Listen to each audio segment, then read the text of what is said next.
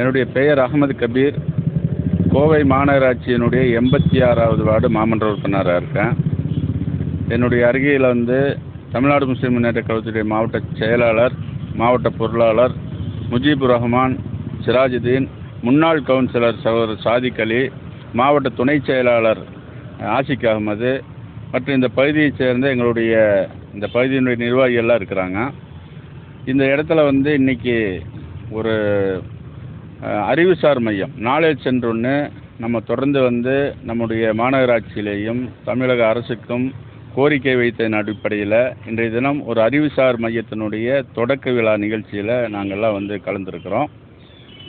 இது மட்டும் இல்லாமல் என்னுடைய வார்டில் பார்த்திங்கன்னா இதுக்கு பக்கத்துலேயே ஹவுசிங் யூனிட் பகுதி இருக்குது. அந்த இடத்துல ஒரு மினி மண்டபத்தோடு கூடிய சமூக கூட ஒன்று பணி தொடங்கப்பட்டிருக்கு. அதற்கு முன்னாடி என்னுடைய வார்டில் ஒரு விளையாட்டு மைதானம் கொண்டு வரப்பட்டிருக்கு.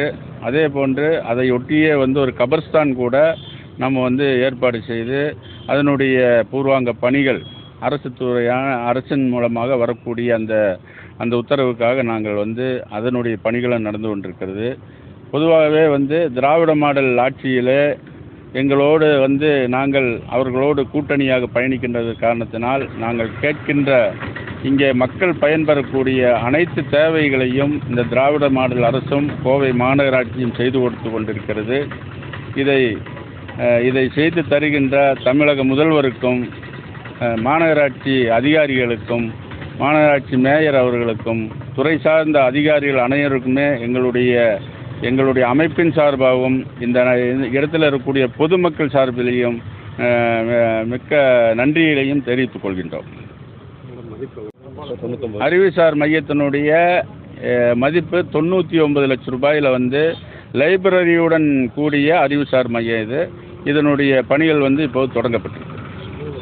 எதிர்காலத்தில் இந்த அறிவுசார் மையத்துக்கு எதிர்கால இருக்கக்கூடிய காலி இடத்துல கிட்டத்தட்ட நாங்கள் ஒரு 3 ஆண்டுகளுக்கு மேலாக தொடர்ந்து கோரிக்கை வைத்து கொண்டிருக்கிறோம். ஒரு பெண்கள் மேல்நிலை பள்ளி வேண்டும் என்று கோரிக்கை வைத்திருக்கின்றோம்.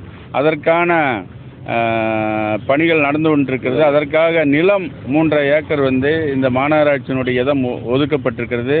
அதையும் விரைவாக செய்து தர வேண்டும் என்று தமிழக அரசையும் மாநகராட்சி நிர்வாகத்தையும் எங்கள் பொதுமக்களின் சார்பாக கேட்டுக்கொள்கிறேன்.